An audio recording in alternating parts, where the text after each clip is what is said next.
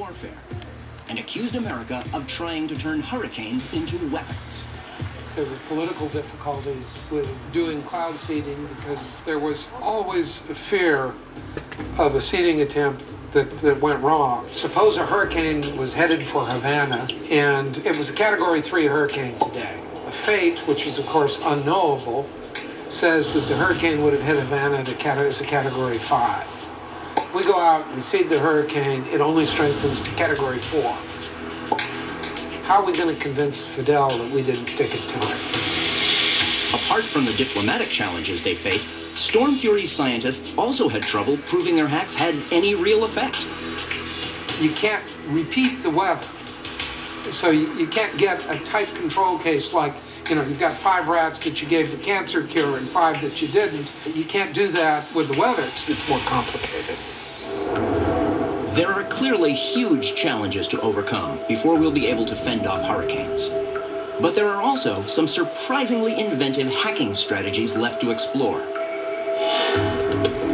And one of the most intriguing would involve a massive fleet of robotic ships. Clouds would get thicker and more reflective, creating a massive sunshade on steroids.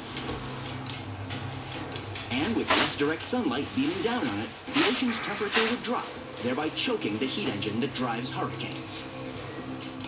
One of the great advantages of the strategy is that we don't have to wait for a hurricane to go out and kill it. But, like all the other ideas, it faces long odds against one of Mother Nature's most monstrous and formidable forces. When it comes to hacking hurricanes, for now at least, most scientists are skeptics. I'm always skeptical about trying to mess with Mother Nature. Oftentimes, you'll have winners and losers. You may be able to redirect the path of a hurricane, but it may direct it into the wrong people. Let's make a hurricane. I am not willing to say that all of this will always be crazy. I think we should look into this sort of thing. If we could manipulate the weather, there would be a lot of things we could accomplish. But we need to be realistic about the difficulties and the challenges. So I gotta say, guys, I'm really impressed. There are surprisingly more ideas for hacking a hurricane than I would have imagined. So really, what's gonna be required is for some sort of hurricane of money to blow across this field. Yeah, I don't know why we didn't try to start with just hacking a summer breeze or something. Just leaping right into hurricanes, I mean. So what do we do in the meantime? What do we do if a hurricane strikes? It sounds like we have to do the things that people have always done. You have to hunker down or run. The fact is, when a hurricane hits, you're really at the mercy of your state of preparation up to that point. And nothing's going to change that for quite a while. When I started this story, I didn't think mankind stood a chance of hacking a monster hurricane. But there's a lot of interesting science that suggests maybe, someday, we can. If you think about it, a couple of centuries ago, few people could have imagined we'd be flying the skies. Who's to say that in another century, we won't be controlling them too?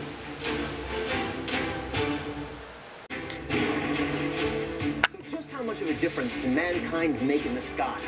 And would that power make for a sunnier future? Or a slippery slope? I'm John Rennie, and I'm a science writer on the hunt for new ways to level the planetary playing field. We've come a long way since the last ice age, but there's still one force we haven't mastered, and that's Mother Nature. Can we figure out how to hack the planet to save ourselves from natural disasters? And even if we can, does that mean we should?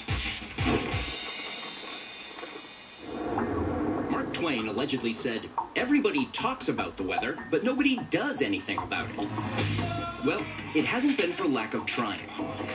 For millennia, humans across the planet have sought to influence what happens in the sky. It always rains after one of these nights.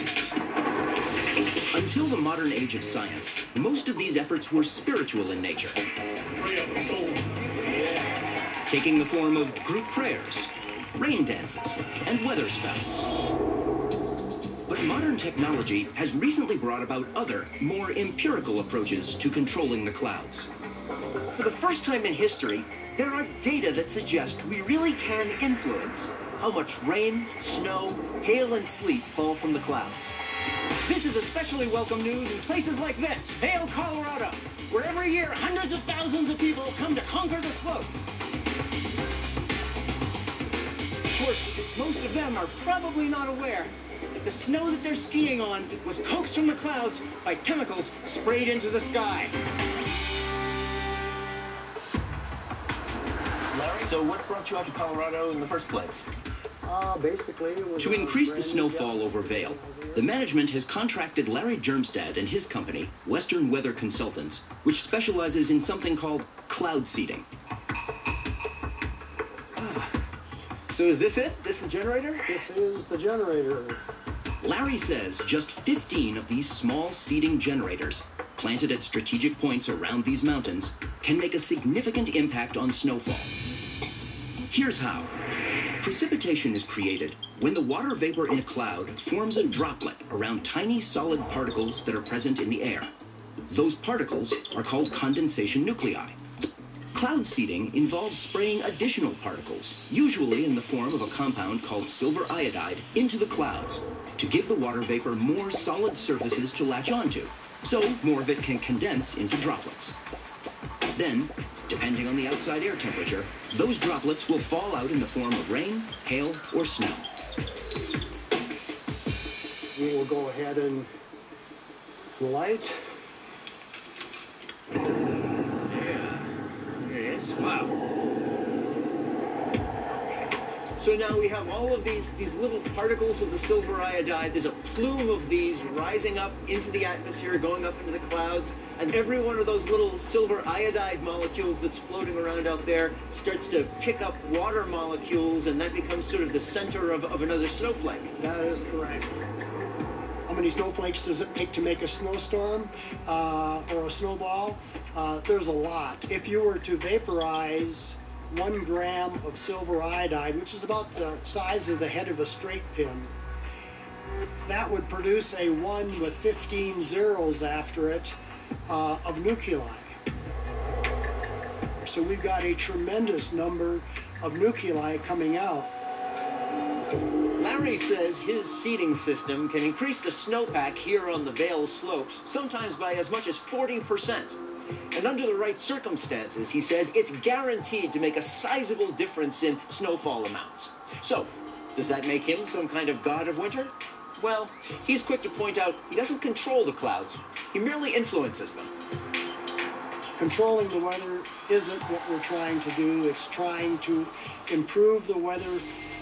We need a weather system to do something. If we don't have a weather system, we can't do anything.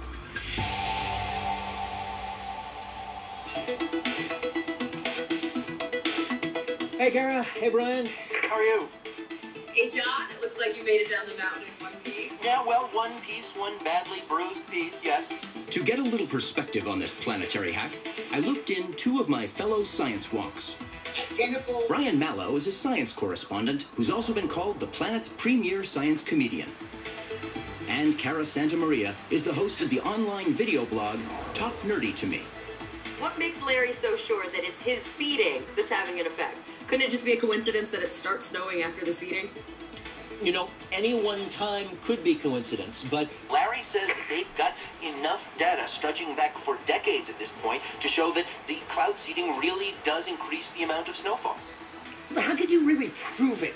I mean, you'd have to find 2 places that are just almost exactly the same. Topography, average precipitation, the temperature, all of that. And then maybe if a storm blew through and you seeded one but not the other, and then compared the precipitation.